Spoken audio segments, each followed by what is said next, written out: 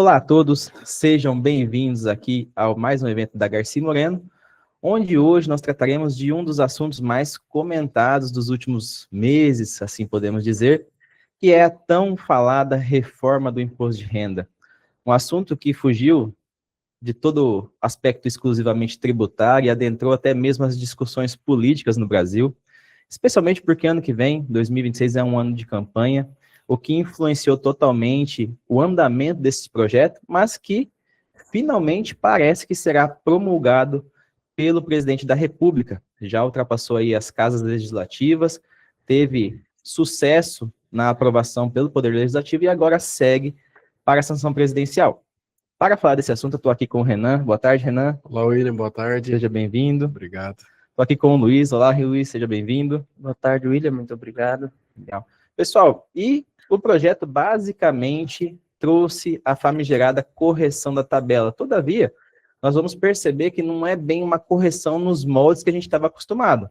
O projeto traz algumas novidades, algumas situações distintas dos cálculos que nós tínhamos até então vigentes, ou que estão vigentes pelo menos até 31 de dezembro de 2025, e as tão faladas compensações, né, as tributações das altas rendas, dos lucros e dividendos para compensar essa teórica correção da tabela progressiva. Para isso, vou chamar aqui o Luiz para já debatermos o primeiro ponto, né, Luiz, desse PL que está sendo tão debatido, que é a correção da tabela do imposto de renda. É isso mesmo, William. Acho que antes de nós adentrarmos sobre a correção já direta da tabela, é importante trazer um pouco da linha do tempo, como foi a aprovação do PL, né?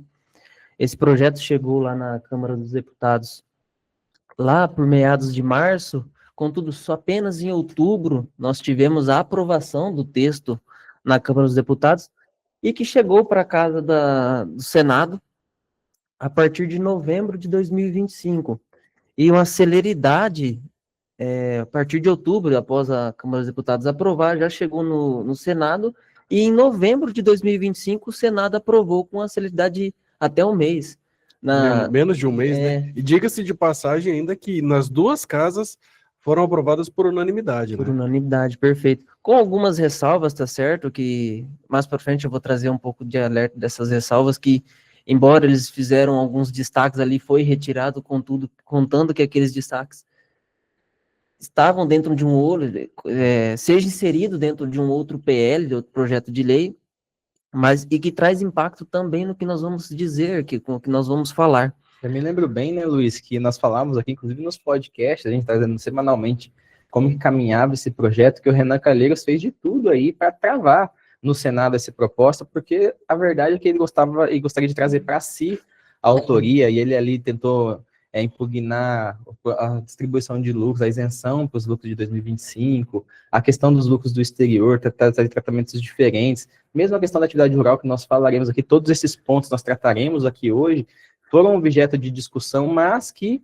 ele foi voto vencido, né? O Senado teve ali uma boa relação política com o Executivo para conseguir passar esse projeto que agora caminha para a sanção presidencial. Perfeito, William.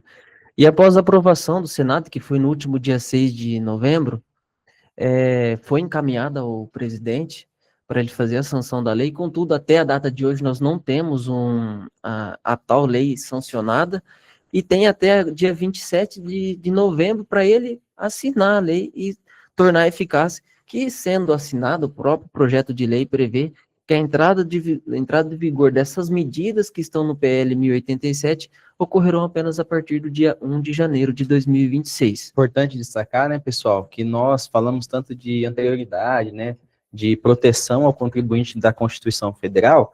Para o imposto de renda, o texto constitucional prevê que aplica-se apenas a anterioridade anual, ou seja, aprovado dentro de 2025, pode valer já em 1º de janeiro de 2026, e não apenas atendendo aos 90 dias, que é o prazo nonagesimal que nós tanto falamos. O imposto de renda está dentro das exceções previstas na Constituição. Então, por isso, não existiu aquela pressa toda que nós vemos em outras situações para aprovar o projeto até outubro, para cumprir exatamente os 90 dias. Agora, o PL prevê, né, Luiz, a partir, se sancionado nos moldes que está, a vigência a partir de 1º de janeiro de 2026. Isso até deixa um pouco a gente meio, não digo confuso, porque era uma sede do presidente trazer essa isenção para quem ganha até 5 mil reais, Uma porque promessa é de uma campanha, era uma né? promessa de campanha, e foi aprovado no Senado, né, no último dia 6, Ou seja, 12 dias já, né? e ele não sancionou a lei, e nós estamos vendo que vem sendo sancionada outras leis, contudo, não foi divulgado ainda a do projeto do imposto de renda. O que o PL altera? O que o PL vem alterando? Quais são as legislações que ele vem propondo alteração? A lei número 9.249 de 1995 e a lei 9.250 de 95, implementando a isenção para quem ganha até 5 mil reais, a redução do imposto de renda decrescente de 5 mil até 7.350. O que é essa redução? Mais para frente nós vamos trazer um exemplo, mas qual que foi todo o teor dessa essa redução decrescente até para quem ganha até R$ 7.350.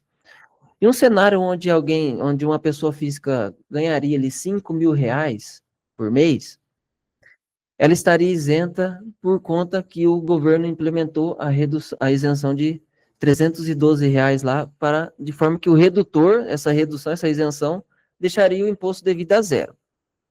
Se nós não tivermos essa redução gradual para quem ganha até R$ 7.350, quem ganharia R$ 5.050, por exemplo, pagaria a alíquota cheia, que é 27,5%. Então, na prática, o líquido de quem ganha acima de 5 mil seria menor de quem ganha até 5 mil reais.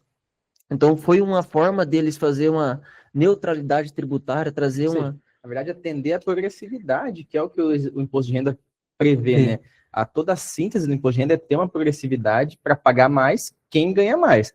Se nós não tivéssemos esse redutor gradual até 7.350, entendo que seria até uma prática de infração constitucional, porque quem ganha mais passaria a pagar ter menos renda do que quem ganha menos. Então, veja só, seria uma incongruência da legislação, né? Perfeito. Ele também estabeleceu a tributação mínima para as altas rendas, que está no sentido de compensar essa isenção, e também a tributação dos lucros e dividendos também é mais uma medida para compensar a isenção de quem ganha até 5 mil reais e essa redução decrescente para quem ganha até 7.350. Tá, mas Luiz, na prática, como isso ficaria? Pois bem, pessoal, nós trouxemos aqui alguns exemplos no decorrer do webinar, vocês vão perceber que nós trouxemos alguns exemplos aqui para demonstrar o cálculo de como ficaria isso aqui na prática. Aqui, como o William bem disse, nós não tivemos uma atualização da tabela progressiva.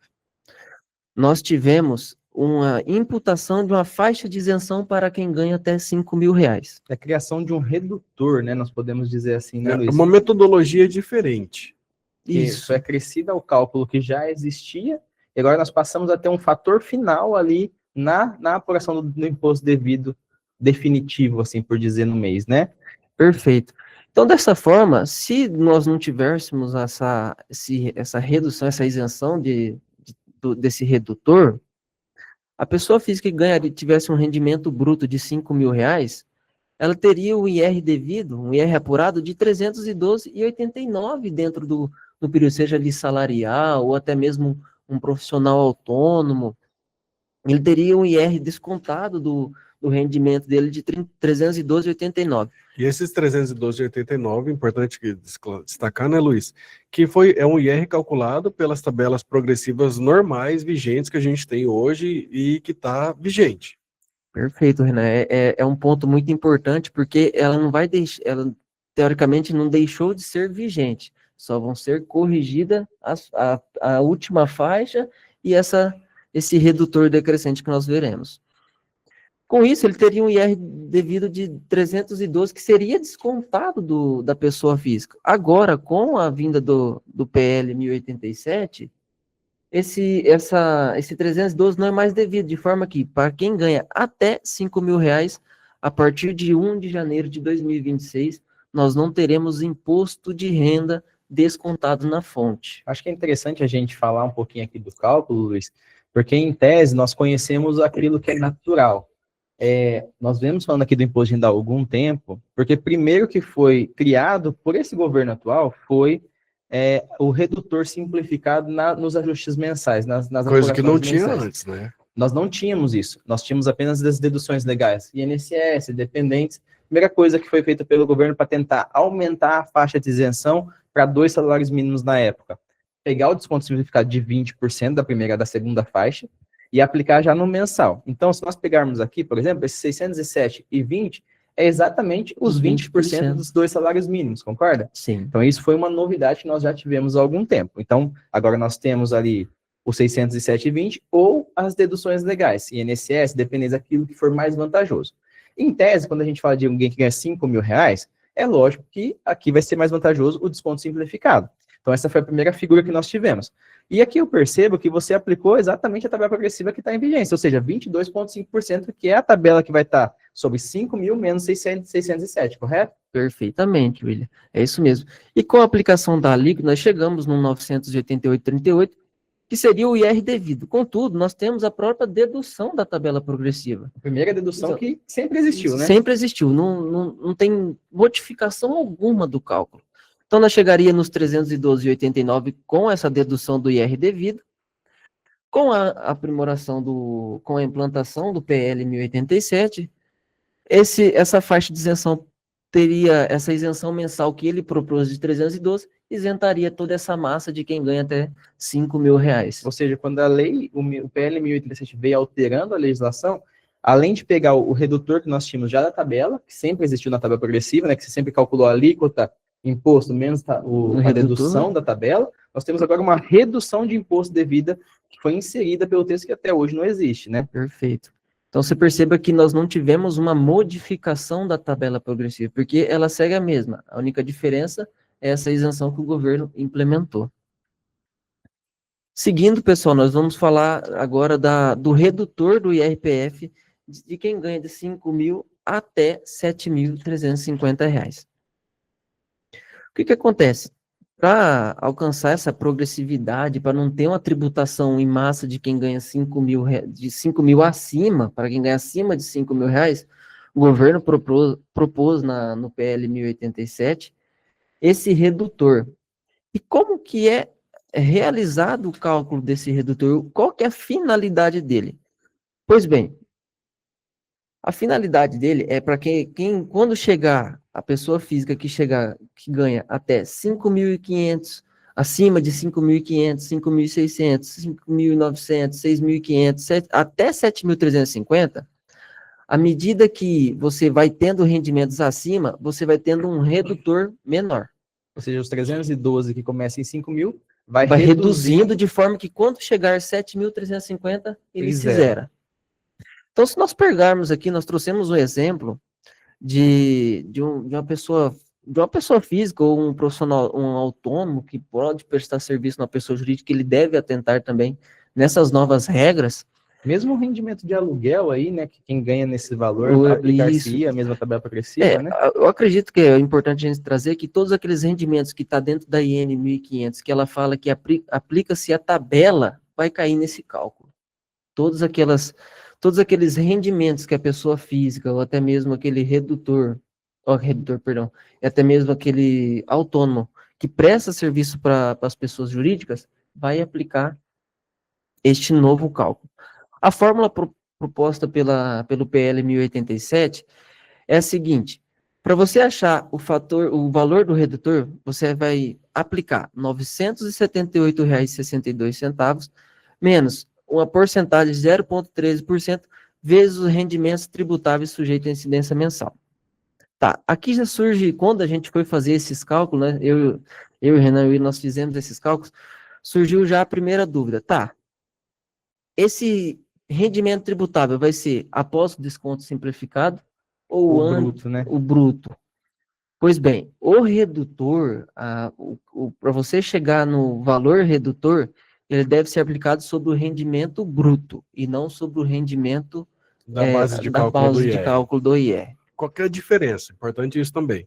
A diferença com o rendimento bruto, aqui no exemplo do Luiz, é 5.500, e a base de cálculo do IR é 4.892, que é os 5.500 menos os 607,20. Então, base do IR, 4.892. Rendimento bruto, 5.500. Perfeito. E o redutor, ele é sobre os 5.500. Por que disso? Se você pegar a fórmula e aplicar sobre os 7.350, tem que ser zero.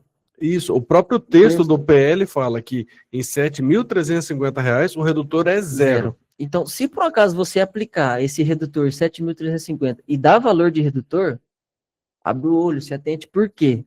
Tá errado alguma coisa na fórmula, ou a base que você utilizou para achar o redutor tá errado. Ou seja, a prova real é que quando eu fizer o cálculo no meu sistema, no meu ERP, e simular com 7.350, o redutor tem que ser zero, e o imposto tem que ser devido normalmente. Daí, inclusive, sobre os 27,5, daí aplica-se também a última faixa ali de 900 e pouco, que é o desconto, a dedução do imposto devido. A outra prova real que dá para ser feito é fazer esse mesmo cálculo do redutor, esse 978,62 menos o 0,1331,45, para um salário de 5.000. Esse valor tem que dar 312,89. Se não der, tem coisa errada no cálculo. Perfeito. E aí nós trouxemos aqui para vocês um exemplo de onde a pessoa física tem um rendimento bruto de 5.500, com o desconto simplificado, a base do imposto de renda cairia para 4.892,80, contudo, o cálculo do redutor será 978 menos a alíquota prevista no PL vezes o rendimento bruto. Nós chegamos no redutor de 246,32. Então, aqui nós já temos o redutor. Esse redutor vai ser aplicado apenas no IR apurado. Vai ser o redutor do IR apurado. Então, achamos o redutor, nós seguimos para o cálculo do imposto de renda. Qual que é o cálculo? 4.892,80 vezes 27,5%, que é onde ele se enquadra hoje na tabela, daria o imposto devido de 1.345,52.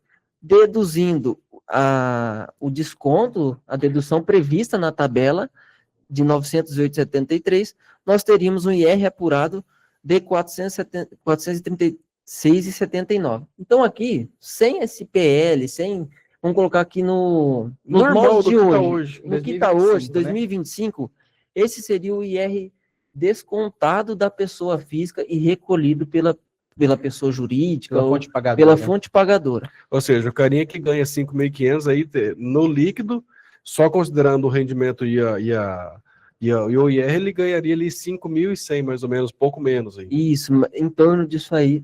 A gente está falando aqui apenas do IR, lógico que teria também o cenário do INSS, enfim, a gente está trazendo específico, nós estamos trazendo específico do imposto de renda.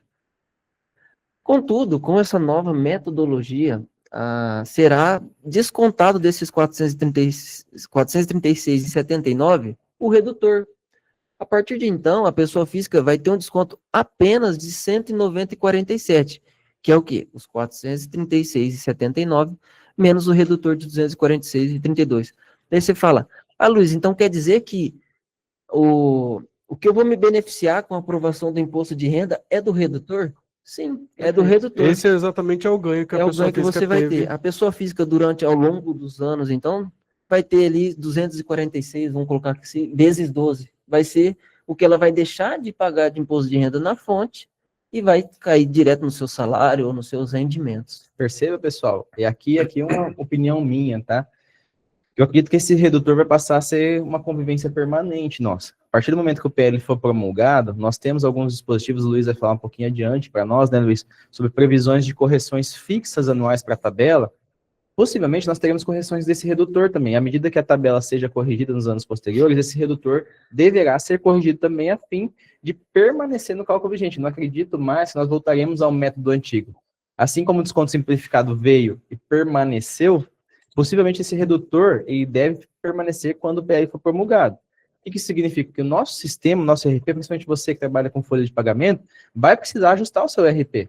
Porque hoje isso aqui não tem previsão. Hoje, quando a gente segue uma rubrica de incidência mensal do imposto de renda lá na folha de pagamento, ou mesmo para autônomos, como o Luiz bem comentou, ou na RFD Reinf, que nós temos lá os rendimentos que não estão vinculados ao trabalho, o IRP calcula esse IRRF já mediante a tabela progressiva que nós temos, com desconto simplificado e etc. Nós teremos agora uma nova parametrização para inserir esse redutor conforme o valor acumulado pago pela empresa naquele mês, ele vai precisar fazer esse ajuste.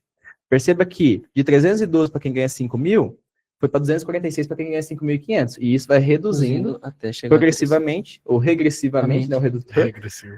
para quem chegar em 7.350 a fim de zerar o imposto. Um detalhe que você trouxe que é muito importante é a questão da atualização. No PL, ele não trouxe em específico como será a forma de atualização dessa faixa de isenção.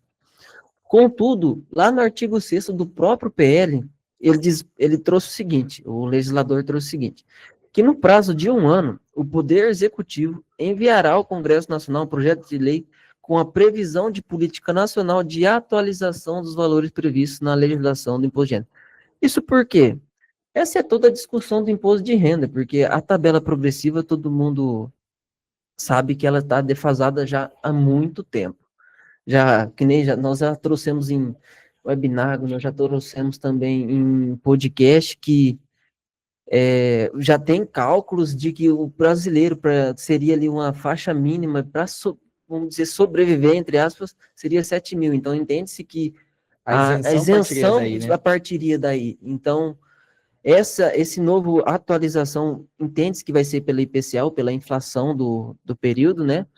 Mas nós não temos ainda nada concreto de como vai ser, mas exige no PL a aprovação de como será a aprovação. O envio ao Congresso, né? O envio ao Congresso de como será a atualização dessa faixa de isenção. Eu me recordo bem, pessoal, porque, assim, para mim, que fui inserido no mundo contábil há mais ou menos 20 anos, a tabela ela era corrigida. Era mais ou menos como é a tabela do INSS, ela sempre foi corrigida. O INSS é a correção do salário mínimo, basicamente, que se aplica sobre ela, que é a inflação mais o crescimento do PIB ali anual.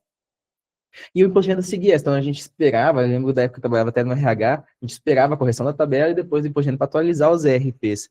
E na governo Dilma, foi o primeiro governo que parou de atualizar, em 2014. Me recordo muito bem disso, parou de atualizar a tabela, e até foi um espanto.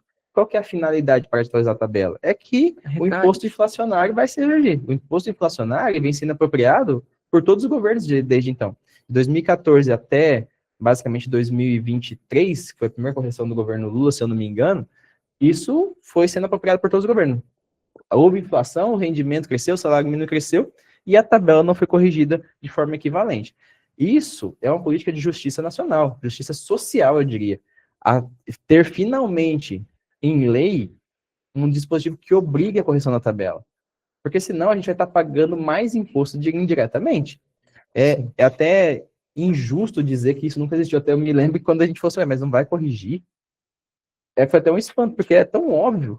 E a gente acabou se acostumando com o absurdo, que foi aí quase 10 anos sem uma correção justa da tabela progressiva, e agora talvez finalmente nós teremos, depois de 1 ano aí, esse envio, que seja o IPCA ou outro índice, né, para corrigir a tabela. Já é uma garantia, né? Já seria uma garantia legal. Sabe o que eu percebo, William? Agora, fugindo um pouco do que você trouxe, trazendo agora para aprovação, embora muitas pessoas físicas falam assim, então vou ver o impacto apenas na declaração de 2027, que vai ser entregue relativo aos rendimentos de 2026. Eu percebo que não, porque a partir de janeiro, ele já vai ter um impacto na folha de pagamento deles, e a pessoa jurídica que paga isso aí, a pessoa jurídica, o contribuinte, a fonte pagadora, no caso, além de adaptar os RPs, como você bem trouxe, tem que se atentar também nos rendimentos pagos dentro do mês. Tem aquela pessoa física que talvez antecipe um vale ou alguma coisa assim, tem aquele autônomo que preste mais de um serviço dentro da mesma competência, e eu vejo que isso vai ter que ter um processo de controle, compliance, né? Um compliance das informações mais adequado, porque com essa questão de redutor, pode haver que o rendimento dentro daquele mês vai ultrapassar a faixa de redutor, então aquilo que ele ganhou, teoricamente, no redutor de até 7.349, vamos colocar assim, ele perca esse redutor e terá que reapurar o imposto de renda dentro daquela competência. Isso é muito importante o que o Luiz está falando, pessoal, porque o acúmulo dos rendimentos pagos dentro do mês continua vigente. Ou seja, se eu fiz um pagamento no começo do mês, fiz a retenção ou não, né, se estava dentro da faixa de isenção ali, e depois faço outro, eu preciso recalcular o imposto, descontando aquilo que eu já havia retido e recolhendo o total no mês seguinte ao governo federal. Muito bom. Seguindo, então, falando um pouquinho de tributos, tributação de lucros e dividendos, e para falar um pouco, eu vou convidar o nosso amigo consultor Renan, ele vai assumir essa Pois outra é. mudança muito relevante. Que Você é dá a aqui pra notícia boa e deixa a notícia ruim para mim, né? É o policial bom, policial mau, né? Exatamente. Acho que é importante a gente destacar, porque aqui nasce, talvez, a Começa a principal nascer uma fonte de polêmica, dúvida, né? Porque, além da a gente, o Luiz falou, tem os benefícios a partir de 1º de janeiro, para quem ganha até 5 mil.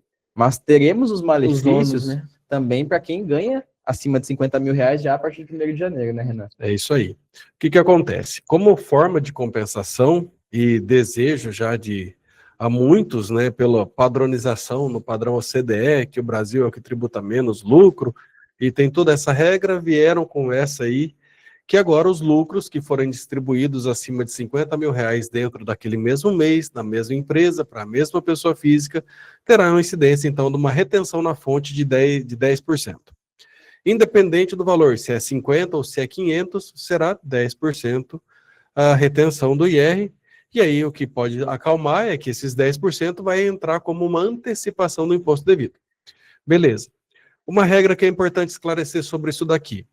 Essa retenção só vai acontecer quando a pessoa jurídica fizer pagamentos de lucros para uma pessoa física residente no Brasil. Então, primeira regrinha, pessoa jurídica pagando lucro para uma pessoa física residente no Brasil e esses lucros, dentro do mesmo mês, forem superiores a 50 mil reais. Beleza.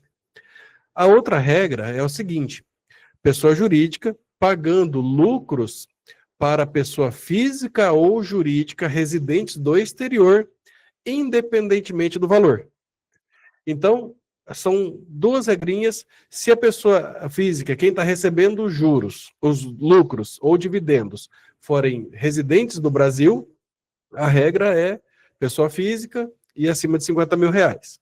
Se é residente no exterior, não importa se é física ou jurídica e não importa o valor. Residente no exterior, 10% de retenção sobre esse lucro pago, lucro ou dividendo pago ao exterior.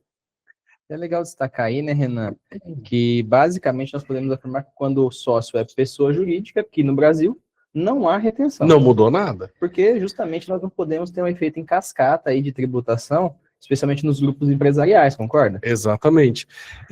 Então, reforçando isso que o William disse, quando uma pessoa, hoje é assim já, uma pessoa jurídica, é normal também, inclusive nos nossos clientes, né, muitos isso acontece, holdings e tudo mais, onde uma pessoa jurídica é sócia de outra pessoa jurídica e vai tendo esse grupo econômico. Acontece que o objetivo é a tributação na pessoa física. Então, se uma pessoa jurídica paga lucros para uma outra pessoa jurídica, esses lucros não vão sofrer retenção. Isso no Brasil, tá? Pessoa jurídica do Brasil pagando lucro para uma outra pessoa jurídica no Brasil. Esses lucros não vão sofrer tributação, por quê? Inevitavelmente, no fim dessa ponta toda de sociedades, vai ter a pessoa física investidora.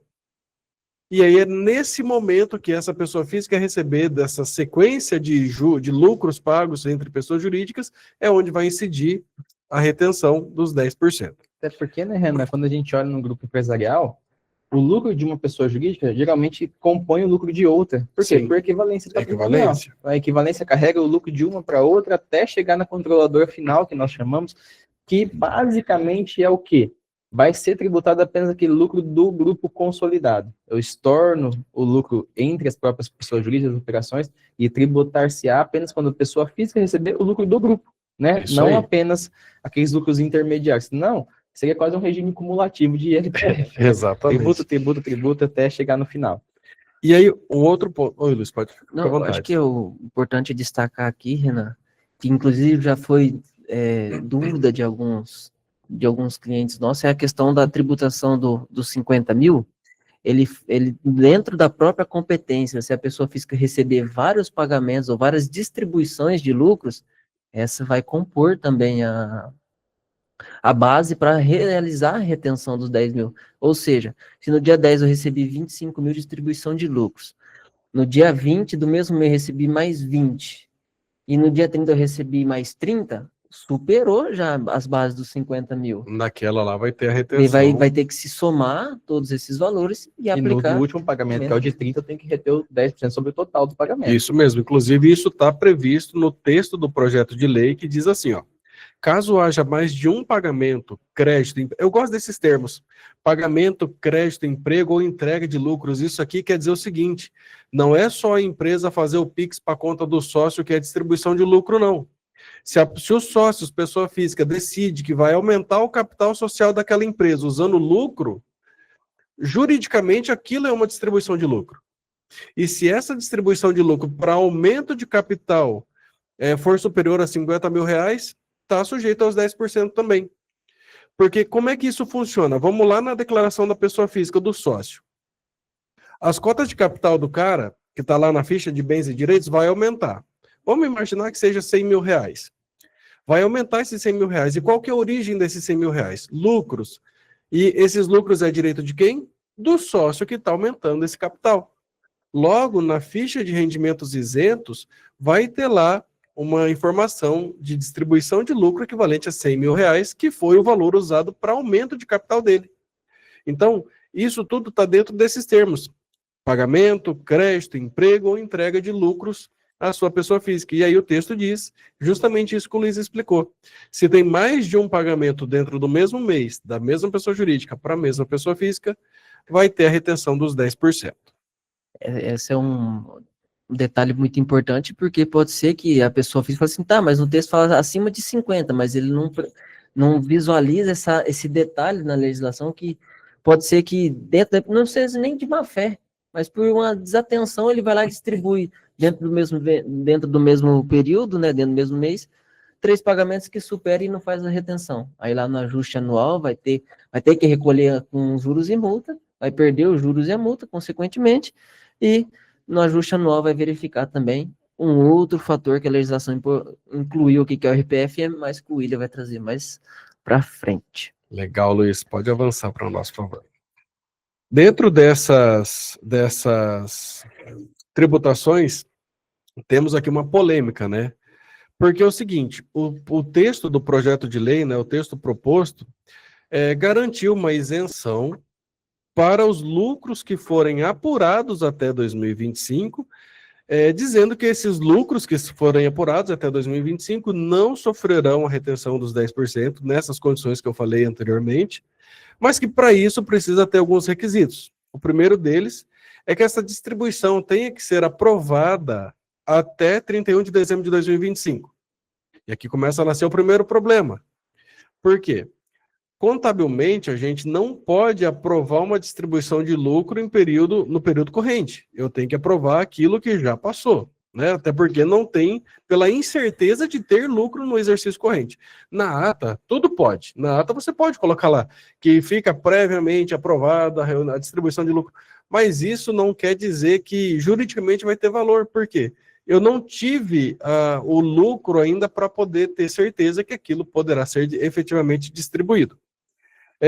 E a outra condição é que essa distribuição ocorra até 2028. E aqui também tem uma outra polêmica, essa é menos grave, porque a Assembleia Geral pode decidir quando vai fazer esse pagamento, não precisa necessariamente ocorrer em 60 dias, né, da aprovação. Não, ela pode deliberar que eu posso, nas limitadas, fazer os pagamentos conforme disponibilidade de caixa, por exemplo. O grande problema é nas SAs. As SAs têm disposições que determinam que eu preciso distribuir pelo menos o valor corrente, dentro do exercício corrente.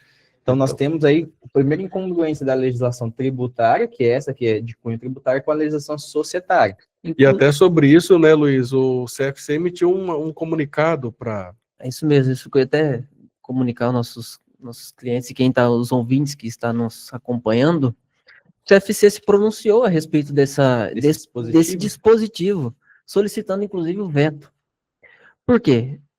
Por meio da nota técnica número 3 de 2025, ele disse que a lei das SAs, né, a 6.404, e também o Código de Civil, determina que a aprovação das distribuições de lucros e também o fechamento para você verificar se realmente aquela empresa apurou o lucro e possa distribuir, ocorre no período de 1 de janeiro a 31 de dezembro, que é o exercício social comum das empresas e as atas, os registros das atas de aprovação sejam realizados até abril abril do ano seguinte. Então, aqui nós já vemos como pode dizer, um conflito entre legislação E prática. e prática. Por quê? Prática que está decidido pelo texto do PL. Exatamente, porque o PL ele fala que tem que ser aprovado até 31 de dezembro de 2025. Contudo, a contabilidade, todas as informações, se realmente aquela empresa apurou lucro, ela vai se fechar em 31 de dezembro de 2025 e vai levar os resultados e, consequentemente, possível deliberação desses lucros até abril para ser aprovada. Ainda acrescento, né, Luiz? Porque nessas grandes corporações, o mais comum é que nós tenhamos auditoria externa. Para SA de grande porte é obrigatório, para limitado de grande porte é obrigatório. E aí é muito comum que no processo de auditoria independente, né, sejam alterados os números, sejam reconhecidos valores que inicialmente não estavam reconhecidos, sejam reclassificados valores, sejam depuradas provisões que não estavam às vezes contabilizadas, ou mesmo receitas que já cumpriam requisitos de obrigações de performance e que não foram adequadamente apresentadas no balanço do DRE. Toda vez que isso acontece... Tem uma incerteza nesse fechamento ainda, toda vez que isso acontece, nós temos alteração no resultado.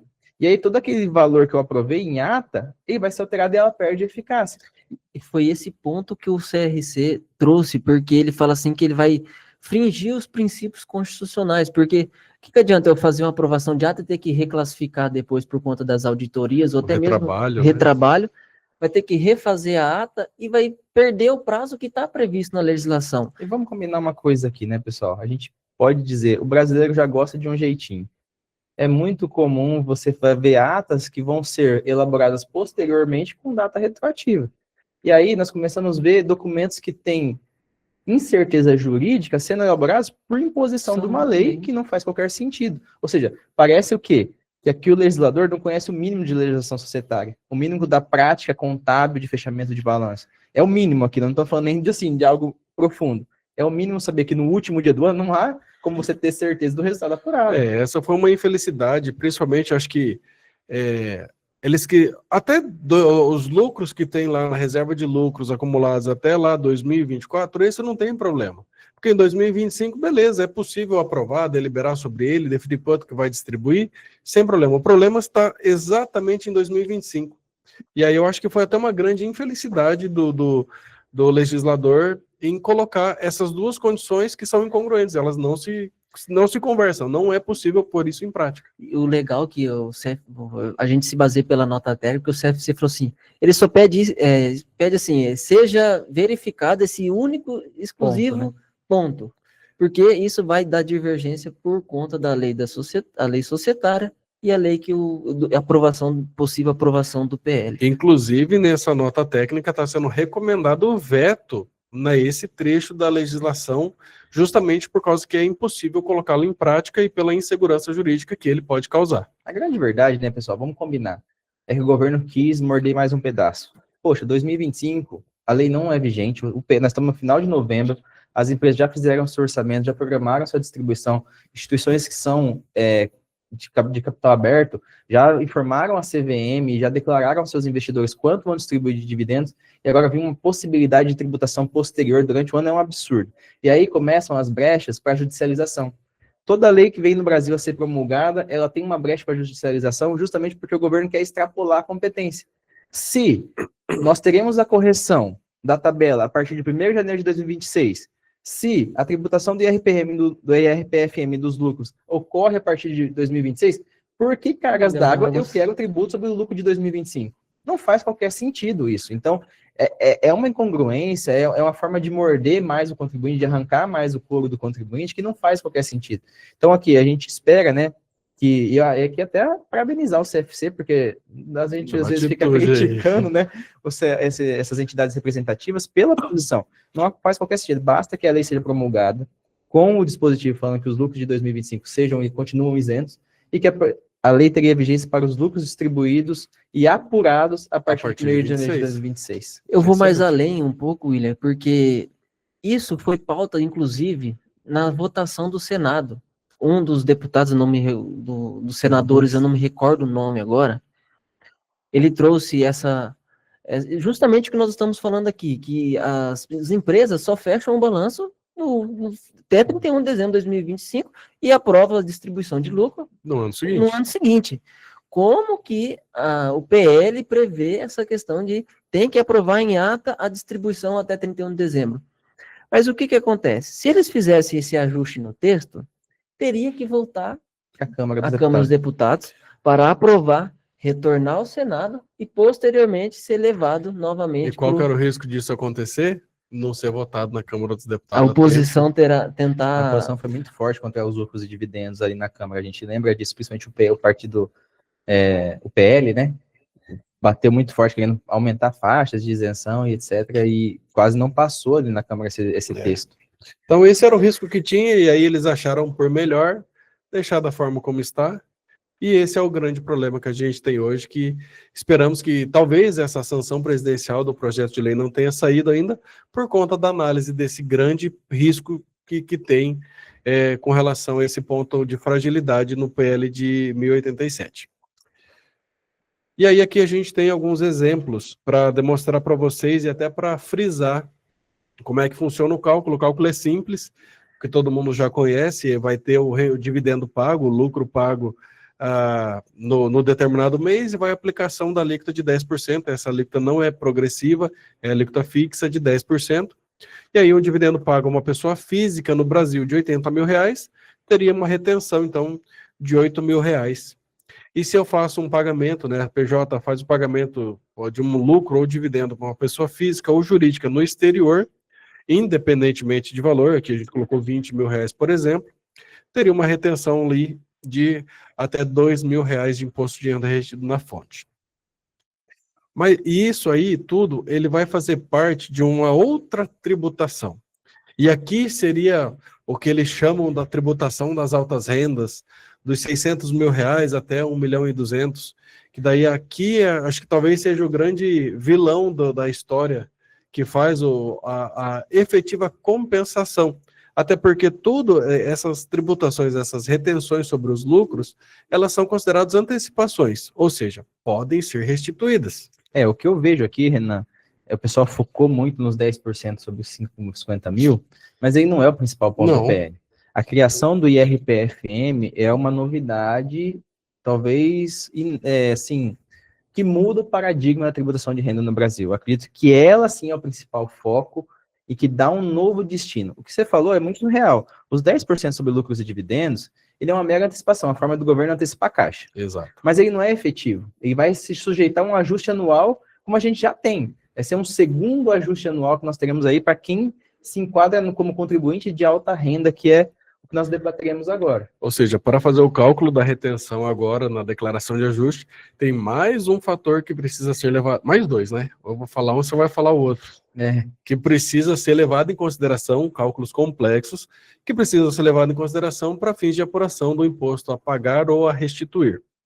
Então, a partir do exercício de 27, por que exercício de 27? Porque ela se refere ao ano calendário de 26, que é quando tudo isso já vai estar vigente. A pessoa física que receber de R$600 mil por ano até R$1.200.000, ela será tributada com uma tributação mínima, que ela parte de 0% e vai até 10%, e para quem ganha acima de R$1.200.000, já é fixo 10%. Então, se ela ganha R$1.200.000 ou 20 milhões por ano, 10%. E aí, essa alíquota definitiva, essa alíquota que vai ser utilizada para cálculo do IRPFM, que a sigla que foi batizada pelo governo, IRPFM, que é Imposto de Renda Pessoa Física Mínimo, ele obedece o seguinte cálculo: se o contribuinte, o sócio, a pessoa física, que ganha entre 600 e 1.200.000, ela vai pegar o total desses rendimentos, e aí que entra o seguinte: rendimentos tributáveis, rendimentos isentos, rendimentos tributados exclusivamente na fonte, rendimentos do exterior, todos os rendimentos que você tenha, atividade rural, perfeitamente, muito bem lembrado.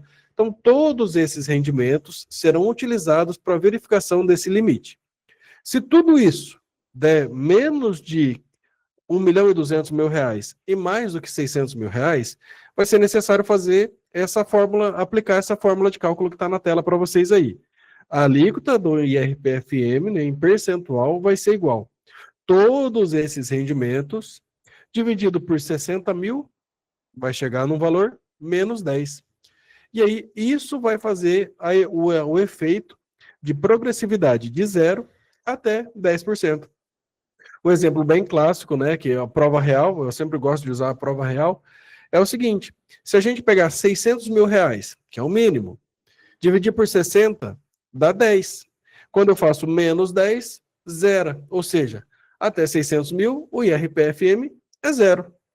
E se você fizer 1.200.000 dividido por 600, vai dar 20, menos os 10, exatamente 10%, que é a alíquota máxima. Então, essa é a prova real que vocês podem fazer e é onde vai chegar nesse cálculo do IRPFM. Nossa, aí você percebe como faz todo sentido o que a gente está falando dos 10% que nós falamos agora há pouco. 50 mil vezes 12 é quanto? 600 mil. 600 mil. Certo? Uma pessoa física que tirou apenas rendimentos de lucros durante o ano, foi 600 mil. Ela veio pagando 10%, 10%, 10% todos os meses. Na prática, ela pagou ali 60 mil reais de imposto de renda antecipado. Se ela não tivesse lucro nenhum, ou rendimento nenhum, mais só 600 mil, a alíquota dela seria zero. Ou seja, esses 60 mil que ela pagou de IR antecipado, retornaria para o bolso dela. Percebe? Então, note como a gente está falando aí de uma exclusiva antecipação, como os 10% ele é menos importante, apesar de ter um efeito caixa no bolso dos sócios aí, ele é menos importante do que o ajuste anual, que é o rendimento efetivo mínimo, o cálculo da alíquota efetiva. Muito bem. E aí, o que acontece? A gente tem algumas... aqui até o Luiz colocou quais são as rendas que farão parte do IRPFM. Rendimentos tributáveis, aqueles que estão lá na 1.500. O resultado da atividade rural, e aí aqui entra o resultado da atividade rural, sendo ele apurado pelo lucro efetivo, né, receitas menos despesas e investimentos, ou aquele resultado da atividade rural deduzido pelos 20%, que é o presumido. Então, em ambos os casos, vai entrar esse resultado aqui para efeito do cálculo do IRPFM. Rendimentos isentos, salvo algumas exceções que nós vamos trazer no slide seguinte. Rendimentos com tributação exclusiva na fonte, aqui eu acho que o mais clássico exemplo deles é a aplicação financeira, que vem a retenção do IR. Hoje, como é que o contribuinte declara? Declara o valor líquido. Como esse tributo agora ele vai fazer parte de uma antecipação para cálculo do IRPFM, muito provavelmente agora, quem declarar o rendimento exclusivo na fonte vai declarar o rendimento bruto e a retenção que sofreu, assim como acontece com o rendimento tributável normal, que é o rendimento de salário, de aluguel e todos os outros. E aí também os lucros e dividendos recebidos, que é importante destacar que ele não deixa de ser uma característica de um rendimento isento. Porém, ele sofre a tributação e faz parte do cálculo do IRPFM. Mas para todos os efeitos, ele ainda é um rendimento isento. E quais são essas exclusões da base de cálculo que a gente pode fazer? Então, vamos pegar todos esses rendimentos que eu falei, e aí, se o contribuinte, se a pessoa física tem rendimentos de fundo de investimento imobiliário, FIAGRO, com cotas não superiores a 100 cotistas, esses rendimentos que estão lá podem ser deduzidos daquele rendimento da base de cálculo do IRPFM. Então, estamos formando a base de cálculo. Todos os rendimentos, menos os rendimentos de FII e FIAGRO, menos os fundos de infraestrutura e participações que porventura tenham. Algumas outras isenções também são descontadas disso. Ganho de capital, exceto aqueles ganhos em bolsa de valores, doações e heranças, rendimentos recebidos acumuladamente, que é aquela outra ficha que tem lá embaixo, que é decorrente de anos anteriores, indenizações por acidente, danos materiais ou morais, exceto lucro cessante, porque lucro cessante entende que é um rendimento que vai fazer parte disso. Aposentadoria, reforma e pensão de portadores de moléstia profissional e doenças graves. Aqui não é qualquer tipo de aposentadoria, são para esses contribuintes que têm essas necessidades especiais. Temos alguns rendimentos financeiros que são isentos, que é o caso das contas de poupança, letras de crédito e certificados, o LCI, LCA, o Arrant e todos os outros. célula de produtor rural com liquidação financeira, títulos e investimentos em infraestrutura. E aí tem aqui também rendimentos da atividade rural, a parcela isenta relativa à atividade rural. Essa parcela isenta é aqueles 80% que é deduzido quando o contribuinte opta pelos 20%, que é o desconto presumido. Então, se o cara tem lá, não tem nenhuma despesa, só teve rendimentos de atividade rural, e ele opta pelo desconto presumido lá de 20%, para tributar 20%, aqueles 80% entra como uma parcela isenta da atividade rural. Essa parcela isenta vai deduzir do IRPFM, da base de cálculo do IRPFM. Então percebam que nós estamos lá. Visualizem a declaração do imposto de renda, onde tem lá todas as fichas com todos os rendimentos, e lá dentro vai ter esses rendimentos aqui que não fazem parte daquilo. Então vai reduzindo daquela ficha principal do IRPFM. Renan, eu acho que nós podemos até usar uma analogia aqui, para quem apura o lucro real, vai estar bem acostumado com isso que a gente está falando. Como que a gente faz no lucro real? A gente pega o lucro da empresa e começa a deduzir, adicionar aquilo que tem que adicionar e deduzir aquilo que tem que deduzir, excluir da base de cálculo. Isso. Aqui no RPFM é a mesma coisa. A gente vai estar... Pegar todos os rendimentos. Vou estar informando lá, salário, prolabore, aluguel, rendimentos financeiros. Vou puxar a minha praia preenchida com todos os rendimentos. Fui lá e formei o meu rendimento total. Meu contribuinte se enquadra na categoria de altas rendas, supera 600 mil reais. Aí eu começo a fazer os ajustes na base, que são o quê? As exclusões que você está citando. Aí, então, quando eu fazer o cálculo de tributação, eu não vou pegar o rendimento bruto. Não. É o rendimento bruto ajustado por essas exclusões que vai me dar a tributação ou não do IRPFM. Exatamente. Aqui até em relação à atividade rural, na prática, é basicamente aquilo que foi oferecido para a tributação. É o resultado presumido. É o resultado presumido. É isso que vai ser compor a base do IRPFM. E também, por fim, os rendimentos societários. Por quê? Os lucros até 2025, que se pagos até 2028, são rendimentos isentos e que não vão fazer parte do IRPFM. Se são lucros de 2026 para frente, aí sim, esses lucros irão fazer parte lá do IRPFM.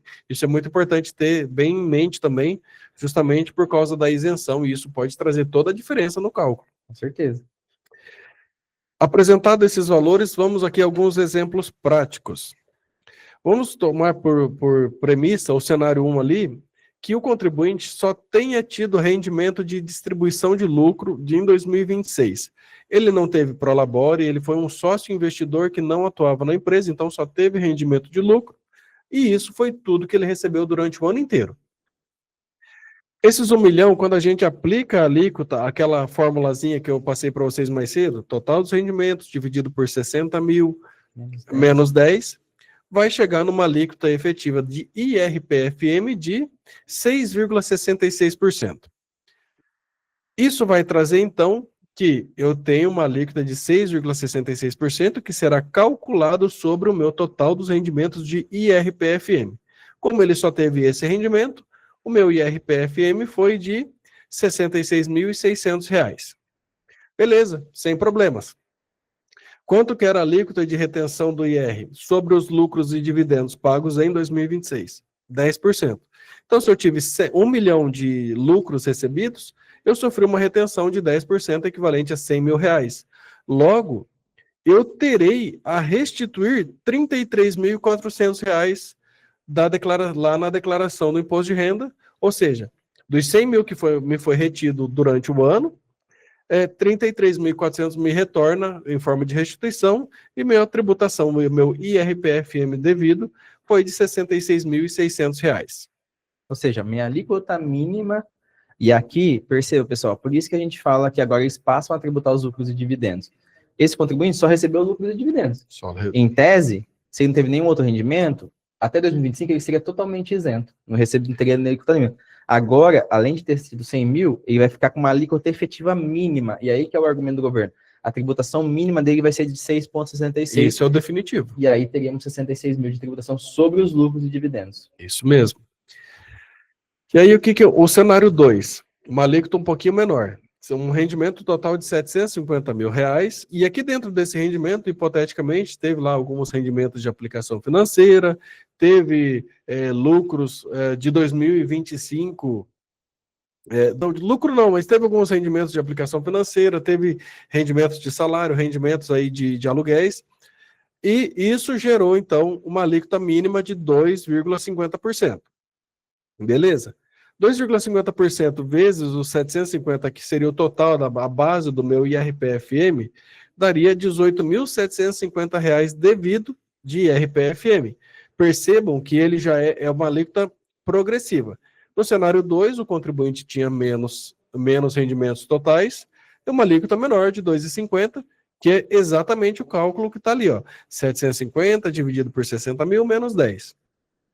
No cenário 1, o cara ganhava 1 milhão, uma alíquota maior, e assim vai sendo essa progressividade. E aí, o que é o grande X da questão? Nesse caso aqui, ele não sofreu retenção de lucros sobre os lucros de dividendos, ele teve retenção em outras rendas dele que totalizou R$5 mil.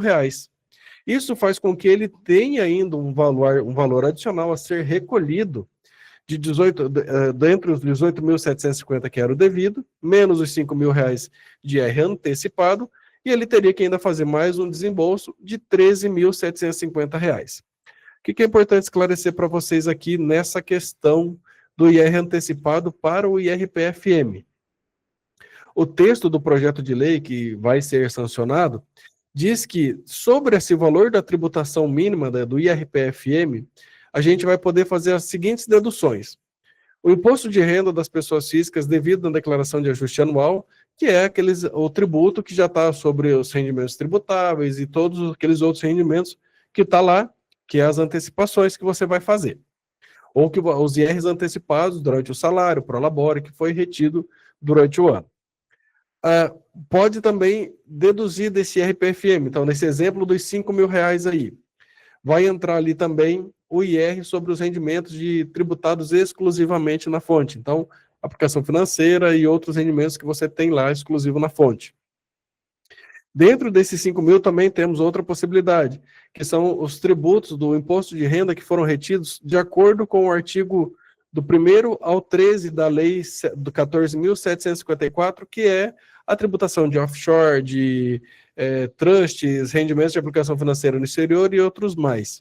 Então, esses tributos, esse imposto de renda retido na fonte que você sofreu lá nesses rendimentos, também vai entrar como IR antecipado aqui para o IRPFM. Ou seja, se eu inserir o rendimento na base do IRPFM, o retenção que acompanhou ele também vai.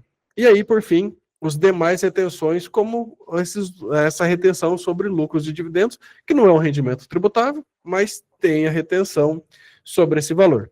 E, por fim, ainda teve uma nova redução, que é essa que o William vai falar, que é o famoso redutor que está previsto no artigo 16b, proposto lá pelo projeto de lei 1087. Pessoal, aqui talvez, acho que é a parte talvez mais complexa e mais confusa, com certeza, do novo texto legal, né? Por quê? A grande argumentação que nós tínhamos acerca da tributação dos lucros e dividendos no Brasil sempre foi que a nossa carga de tributação de renda na pessoa jurídica é muito alta, né? Nós temos, em síntese, no mínimo 34% de alíquota prevista. Alíquota nominal, nominal, né? Posso dizer assim, porque são 15% de RPJ, 10% de adicional sobre aquilo que ultrapassa 60 mil por trimestre ou 20 mil por mês, e mais 9% de contribuição social. Quando a gente fala ainda de instituições financeiras, nós temos uma carga ainda maior, que ela pode ser de 40% ou 45%, né? Que é a majoração da alíquota da contribuição social. O argumento do governo era o quê? Que apesar dessa alíquota ser de 34%, essa alíquota não é efetiva. Justamente por quê? Porque no cálculo do imposto de renda, muitas pessoas jurídicas exercem e usufruem de benefícios tributários. O lucro contábil não é a base de lucro tributável. No lucro real, nós temos diversas previsões de exclusão. Uma das áreas mais afetadas, novamente, o agronegócio. Por quê? No agronegócio nós temos, especialmente, acho que grande destaque aí, a depreciação acelerada da atividade rural. Basicamente, uma empresa do agronegócio que fatura ou que lucra R$1 bilhão ou 100 milhões de reais, ela pode pagar 0 de imposto de renda. Por quê? Se ela tiver investimentos no período, que eu entendo, tá, pessoal, particularmente, que fomenta o Brasil e que são totalmente justos esse benefício, ela não pode pagar nada de imposto de renda naquele período. Ela pode ter um lucro milionário ou bilionário e não pagar imposto de renda naquele período. O argumento do governo é que, se essa empresa não paga tributo Ou no paga período, pouco, né? ou paga pouco, a alíquota muito reduzida, 1, 2, 3%, e depois distribui ao sócio novamente, esse sócio também não pagaria, porque os lucros e dividendos são isentos. Então, perceba, o que aconteceria? Um sócio de uma pessoa jurídica dessa, naquele período específico, olhando o retrato de onde houve investimento, ele teria um rendimento muito grande e pagaria zero de imposto de renda, enquanto contribuintes de menor renda pagam imposto de renda. E é justamente esse pessoal que o governo mirou, né? Isso. Então, o que o governo falou? Olha, realmente existe uma tributação elevada na empresa. Todavia, como ela não é efetiva, nós vamos criar um mecanismo de justiça. E ele inseriu, então, o artigo 16b no projeto de lei para prever o seguinte, que quando a soma das alíquotas efetivas da pessoa jurídica que distribui os dividendos e da pessoa física do IRPFM ultrapassa os 34%, será criado um redutor do IRPFM. Ou seja, do valor devido ao IRPFM, será criado um redutor. Importante esclarecer que aqui a gente está usando 34%, tomando por premissa uma pessoa jurídica que não exerce atividade financeira, que tem as majorações que o William falou. Porque se for uma situação dessa, daí usa aquelas alíquotas. Perfeito. Em tese, qual que é a lógica desse redutor? Vamos usar aqui um exemplo imaginário de uma pessoa jurídica que tenha 1 milhão de lucro e que pagou 340 mil de imposto de renda. Em tese, 34%. Ou seja, ela já pagou o teto, 34%. Ela foi nesse 1 milhão, pagou 340 mil e distribuiu mais 760 mil reais para o sócio. Ou seja, 1 milhão, chegou 340 mil, distribuiu 760 mil para o sócio. Quando esses 760 mil chegar nos sócios, em tese nós vamos ter uma alíquota um pouco superior a 2% de IRPFM. Lembra que no exemplo anterior, Exato. nós falamos 750 mil, 2,5%. Tomemos 2,5%. Quando a gente pega esses 2,5% mais os 34%, daria uma alíquota de 36,5% do mesmo lucro. Porque é o lucro que estava na pessoa jurídica foi para a física. Acumulatividade de tributação de Seria lucro. uma acumulatividade. Então, o que o governo falou? Beleza, então, quando a situação ultrapassar os 34%, vai ter um redutor. Então, o redutor seria assim, foi 36%? Quanto que supera? 2,5%? Então, 2,5% de redutor no IRPFM. Eu teria 2,5% de tributação, 2,5% de redução, e o IRPFM seria zero. Porque já pagou 34% na PJ. Na prática, eu teria pago já os 34% na PJ e a pessoa física não pagaria nada. Agora, vejam, se essa mesma pessoa física recebeu 750 mil e a PJ tinha incentivos fiscais e não pagou imposto de renda, ela teve o mesmo 1 milhão de lucro, ela teve o mesmo distribuição de 1 milhão para a pessoa física, e se foi 1 milhão, nós vemos que é 6,66, concordam? Isso. Quando chegasse na pessoa física, apesar dela não ter pago 34%, o IRPF, o redutor é zero, porque eu paguei zero lá na minha pessoa jurídica. Então, agora eu teria que tributar os 6,66%. A lógica do redutor é essa, e nós vamos ver agora um pouquinho como ele vai funcionar na prática.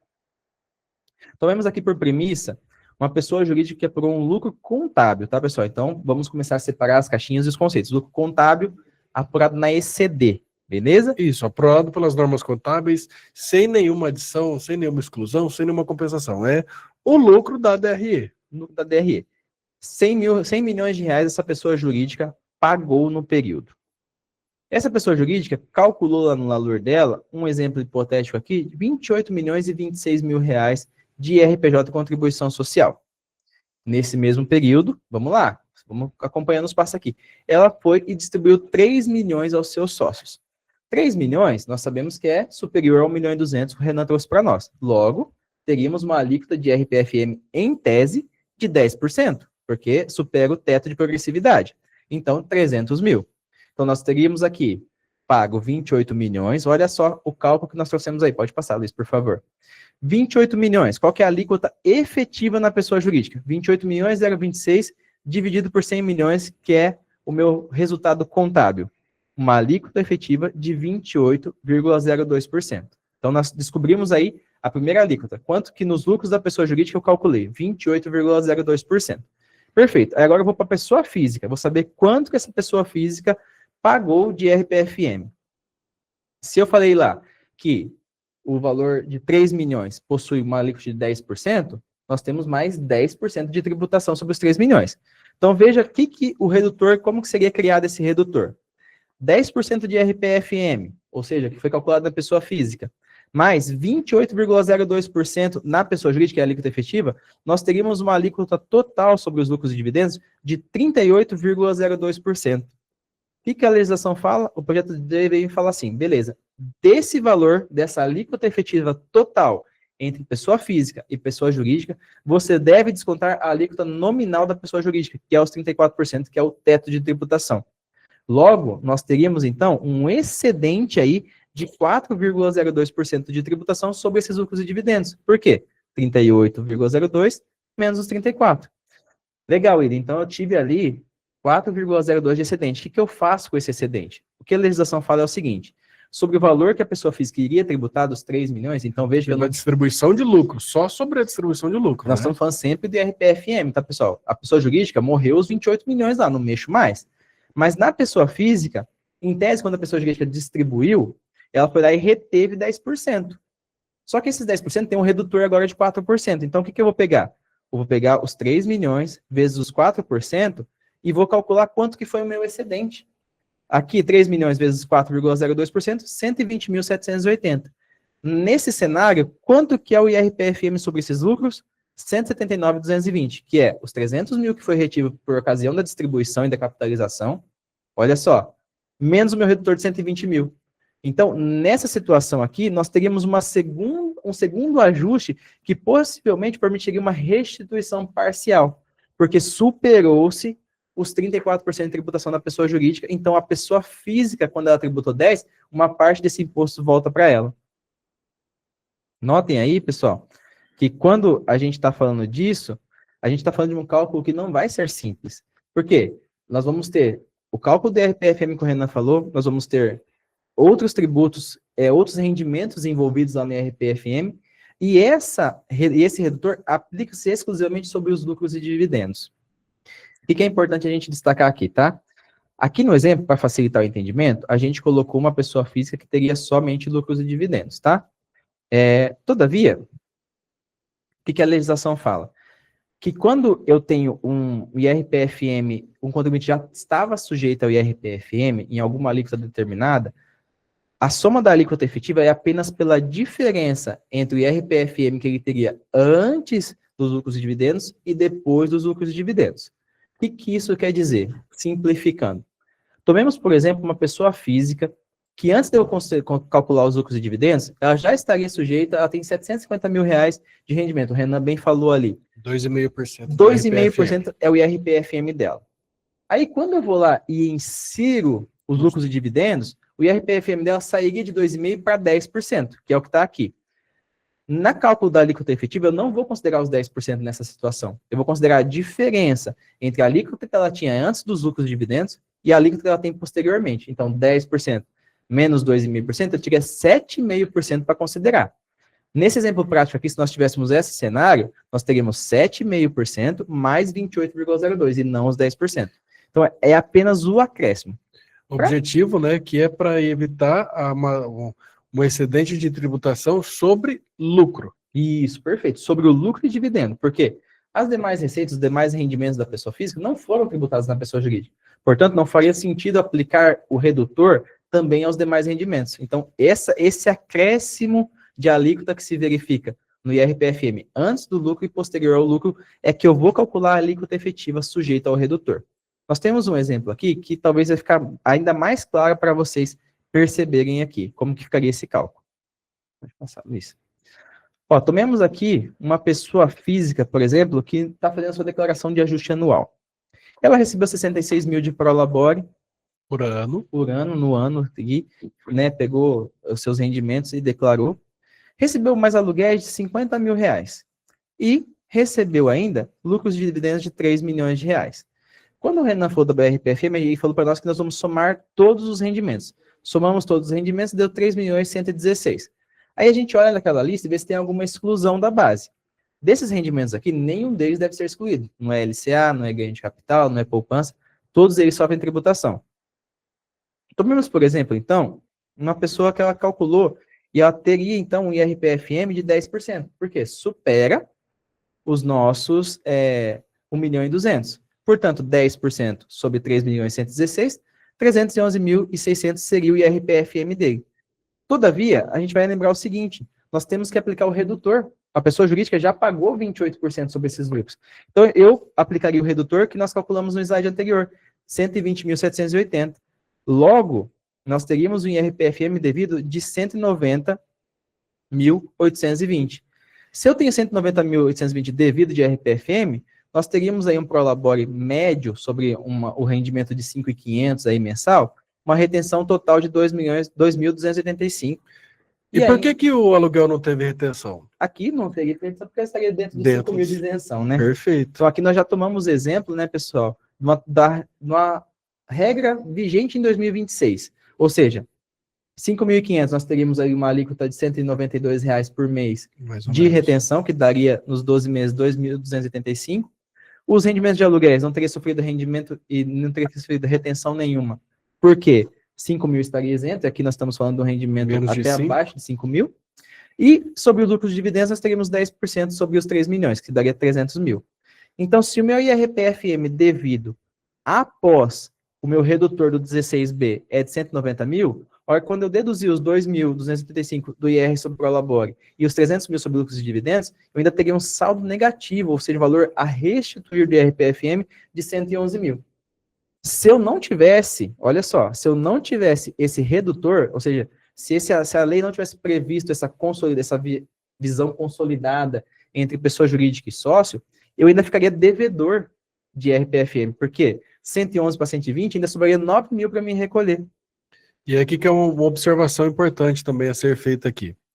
Se não tivesse essa regra da tributação de lucros e dividendos aqui no IRPFM, olha só, esse cara aqui ele teria os mesmos 3.116.000 de rendimento, porém, o que seria tributado dele seria só os 66 mil e os 50 mil, na soma dos dois ainda. Ele pagaria pouco mais de 2.285, que chega ali até uns 5 mil reais de imposto de renda. Um cara com 3.116.000 pagando 5 mil reais de imposto de renda. Né? Ou seja, pega o princípio da progressividade da renda, que é o que o governo está tentando buscar combater aqui. E com o IRPFM, mesmo ele restituindo R$ 111.400, ele ainda deixou para o cofre do governo 190 mil. Veja, então, pessoal, perceba como é a importância do setor tributário da sua empresa estar atento a essas regras. E a gente tem visto vários debates sobre a tributação, falando dos 10% de retenção na tributação mensal de 50 mil reais. Nós temos visto vários debates ainda sobre a tributação do IRPFM total, e pouco tem se falado do artigo 16B. Por quê? Porque ele olha não apenas a pessoa física, mas olha a jurídica em conjunto, de forma que os lucros da pessoa jurídica junto com a física não pode ter uma alíquota efetiva maior que 34%. E aqui nós começamos a ter alguns problemas. Por que eu digo isso? Vamos supor que a empresa foi lá e distribuiu os dividendos, fez toda a tributação, fez toda a distribuição, calculou o seu imposto de renda da pessoa jurídica. Calculou a alíquota efetiva sobre o lucro contábil. Entregou a ECF, e aí vem depois um daqueles maravilhosos profissionais do direito tributário e fala que tem uma tese que vai reduzir a tributação do IRPJ. Se isso acontecer, primeira coisa, qual que é o primeiro efeito que isso vai ter? Vou ter que retificar minha ECF e minha tributação aqui, que aconteceu na minha pessoa jurídica, deixa de ser aquela. A alíquota efetiva mudou. Se eu mudei a tributação na pessoa jurídica, agora, pessoal, eu não encerro a apuração na pessoa jurídica, porque vai ter impacto direto no meu IRPFM, a alíquota efetiva mudou. De forma que, se a minha alíquota efetiva mudou, eu tenho que calcular novamente o redutor, e se o redutor não se aplicar, ou seja, ficar inferior a 34%, eu teria que recolher o meu IRPFM na íntegra, sendo devido imposto na pessoa física, obrigando a retificação da declaração da pessoa física e o recolhimento com correções. Então, agora, nós não podemos mais olhar isoladamente ECD e ECF. Nós precisamos olhar ECD, ECF e declaração da pessoa física. Interessante, né? Importante dizer. A pessoa física, eu entrego primeiro, que é ECD e ECF. Então, a importância de quando eu fizer a declaração dos sócios, eu ter a contabilidade bem fechada, bem auditada, consolidada corretamente, e a minha apuração com certo grau... A ECF encaminhada. Encaminhada, que é o que a gente sempre fala aqui, porque isso passa a caminhar muito de forma conjunta, o compliance das informações agora vai ser muito importante. Então, não se esqueça, agora nós temos o IRPFM aí, que leva em consideração o redutor da pessoa jurídica. Não, e tem outro problema ainda, William. Se a empresa é uma empresa que ela tem lucro contábil, mas um grande prejuízo fiscal que pode ser compensado nos anos seguintes, a compensação do prejuízo vai reduzir o seu IR devido, mas você tem lucro contábil, então a sua alíquota efetiva é menor. Consequentemente, quando distribuir esse lucro contábil, vai refletir lá no imposto de renda pessoa física. Perfeito. Então perceba, pessoal, pode falar. Eu tenho um ponto que foge um pouco dessa questão da tributação dos lucros, mas que não foge tanto, porque já ouvi rumores a respeito de como fugir dessa tributação dos lucros. Porque sabe-se que hoje as empresas podem abrir outras empresas e colocar os lucros apenas nela e depois distribuir. Os planejamentos tributários. E já estão dizendo por aí, em algumas palestras, enfim, de criar uma pessoa jurídica para arcar com as despesas da pessoa física na PJ e posteriormente distribuir os lucros Apenas para PJ. Apenas para PJ, arcar as despesas nessa PJ e distribuir o lucro abaixo dos 50 mil. Ou seja, a pessoa física não precisa mais de rendimento porque a PJ está custeando tudo. Exatamente. O que a atividade que põe lá é sobrevivência? Criar um KNAI. KNAI de sobrevivência. Qual é o grande ponto disso? Você vai abrir a PJ, beleza, mas em uma fiscalização você perde a essência da abertura de uma pessoa jurídica, que é o quê? Gerar, fomentar a atividade, ter lucros e distribuir para a pessoa física. Pessoal, vai começar a aparecer agora diversas teses, formas milagrosas de fugir disso. Nós temos esse pessoal falando, não, mas como que a gente foge se a gente distribuir então para uma pessoa jurídica? Nós precisamos recordar que desde sempre o princípio da entidade prevê e da personalidade jurídica que a vida patrimonial dos sócios não se confunde com a das pessoas jurídicas. O que eu quero dizer com isso? Uma pessoa jurídica nunca pode arcar com despesas pessoais dos sócios. Então agora eu vou colocar meu carro na pessoa jurídica, que o carro que eu tenho para uso pessoal, para levar minha família para viajar, para a escola, para minha esposa tem lá para ir para o Pilates, eu vou pagar os pneus, vou pagar a manutenção, combustível, a recarga do BID lá, toda ela na pessoa jurídica, de forma que não precisa mais distribuir dividendos. Ou distribua abaixo. Você acha que isso é vantagem, pessoal? Se for identificado, o fisco vai imputar isso aí como rendimento indireto disfarçado. E a tributação, em vez de ser 10%, vai ser 30%. Então, sai muito mais caro uma situação em que você for pego nessa situação, essa desconsideração da personalidade jurídica, confusão patrimonial, e fora que nós teremos multa de ofício, multa de mora, juros de mora, ou seja, vai sair muito mais caro optar por esse tipo de planejamento do que fazer o cálculo correto, né? E aí, pessoal, nós temos aí, para a gente finalizar, um último exemplo aqui de uma pessoa física, que vamos supor que ela teria recebido ali os 66 mil e os 50 mil. Nessa situação aqui, o IRPF dela no ajuste anual seria de 16 mil reais. Desconsiderando o seu prolabore que ela foi retido, mais o saldo negativo que nós teríamos ali do IRPFM, restaria ela restituir aí 97 mil reais. Nós queremos dizer aí, né? Que quando ela for consolidar, ela fez o IRPFM dela. Viu que era devido 190 mil, certo? Viu que teria um redutor de 120 mil, né? Ou seja, dos 300, reduziu 120, sobrou só 190. Ela foi fazer o ajuste anual dela, parte daquele imposto que foi retido dela quando do seu distribuição de lucros, os 10%, vai retornar agora como restituição na sua declaração de pessoa física. Então, basicamente, agora nós temos que, lembrando, né, mais uma vez, promulgado da forma como está, nós teremos uma nova formação de base de cálculo, de forma que os profissionais que realizam a declaração das pessoas físicas precisam estar atentos a todas as regras, a todos os rendimentos, a todas as retenções sofridas, fazer um compliance dessas informações, fazer planejamentos tributários para que, talvez, né, adequem as disposições de lucros à efetiva necessidade do sócio. Por vezes, nós tem por prática, como é isento mesmo, distribui tudo para os sócios e faz ali os sócios capitalizarem, talvez mudar essa estratégia, manter recursos na pessoa jurídica, fazer os investimentos na atividade da pessoa jurídica e distribuir aquilo que é necessário ao sócio para que seja tributado apenas aquilo que é efetivamente renda dele, aquilo que é necessário aos seus negócios particulares. A partir daí, teremos todas, então, as discussões do IRPFM. Mais alguma coisa, meninos, que vocês têm a acrescentar? Ó, a gente vê que pela tributação do IRPFM, como demonstrou aí, né, o cara que não pagaria 16 mil, vai acabar custeando com 190 mil aí, que dessa vez o leão não tá manso, não. Agora pegou. Isso aí, pessoal, nós estamos mandando aqui, nós estamos chegando ao fim do nosso evento, o link para certificado, como vocês são acostumados a ter, esse link vai ficar disponível aqui no nosso chat por alguns minutos.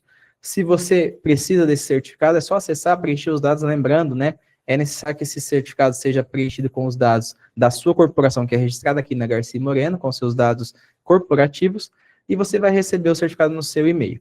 Como nós não tivemos aqui nenhuma questão apresentada, das duas... Eu acho que o pessoal ou entendeu tudo ou tá... Não entendeu nada, né?